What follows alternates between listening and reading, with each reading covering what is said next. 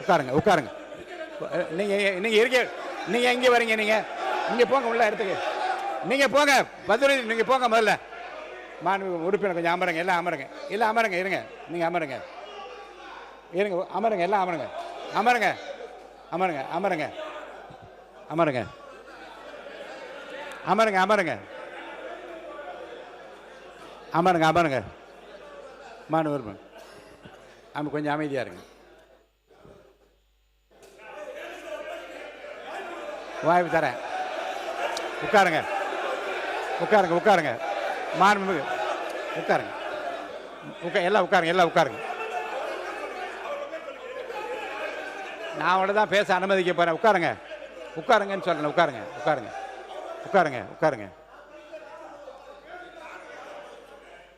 முடிங்க. நீ பேசி முடிக்கட்டும். முடிக்கட்டும். நீங்க பதில் சொல்லலாம். உங்களுக்கு நான் பதில் சொல்ல அனுமதிக்கிறேன். உட்காருங்க. பேரவைத் தலைவர் வாயிலாக நான் கேட்டுக்கொள்வது, தயவு செய்து இந்த ஃபைல்ஸ் எல்லாம் சீக்கிரம் பிரித்து பாருங்க.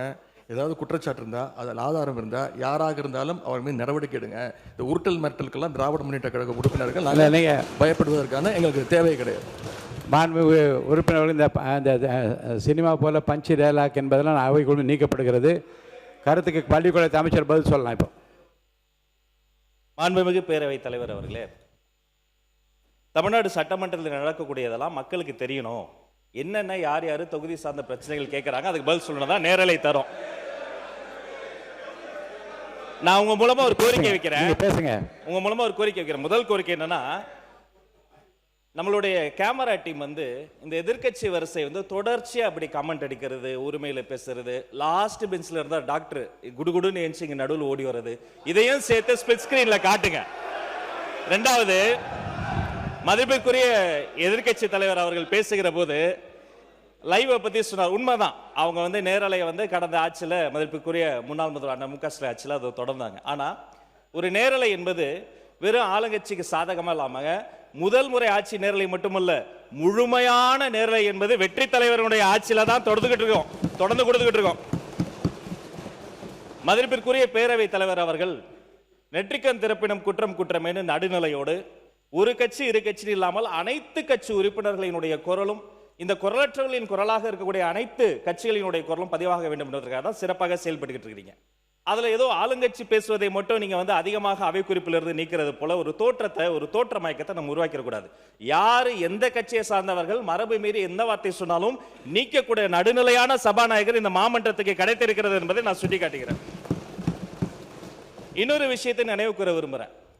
மதிப்பிற்குரிய பேரவைத் தலைவர் சேம்பர்ல ஒரு முறை ஒரு முக்கியமான கேள்வி வந்தது. நாங்க அதை கேட்டு அதிர்ச்சி அடைஞ்சோம். என்னன்னா, கடந்த 2 ஆண்டு காலமாக இந்த நேரலையை அரசுக்கு சொந்தமான ஆல் இந்தியா ரேடியோவிலே கொடுக்காம நிறுத்தி வைத்ததாகவும், நீங்க கொடுப்பீங்களான்னு மதிப்பிற்குரிய பேரவைத் தலைவர் கிட்ட நான் இருக்கும்போது கேட்டாங்க.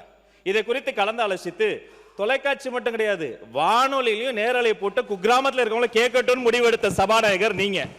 இந்த நேரத்தில் அதற்காக உங்களுக்கு நான் நன்றியும் சொல்லிக்கிறேன்.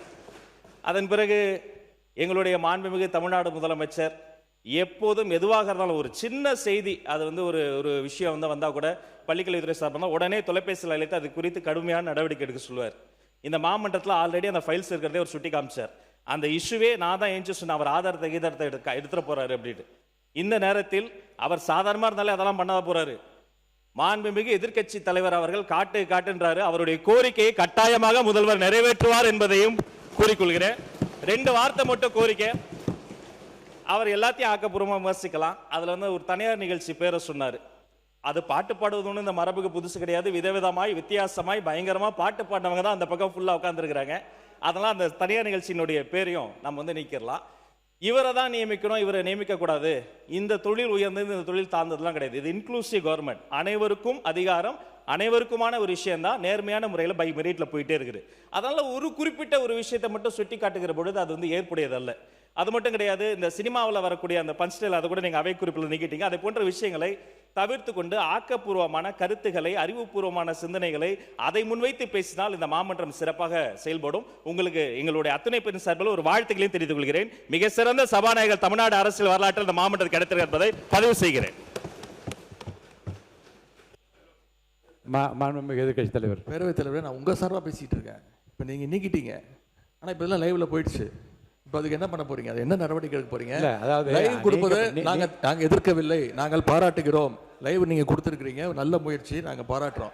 ஆனால் அதில் இருக்கக்கூடிய பிரச்சனைகளை இங்கே நான் சொல்கிறேன். நீங்கள் அவை குறிப்பில் நீக்கிறீங்கன்னு சொல்கிறீங்க. நீங்கள் எவ்வளோ நீக்கினாலும் அது சோஷியல் மீடியாவில் ட்ரெண்ட் ஆகிட்டு இருக்கு, வைரலாக போயிட்டு இருக்கு. அதை தான் உங்களுடைய கவனம்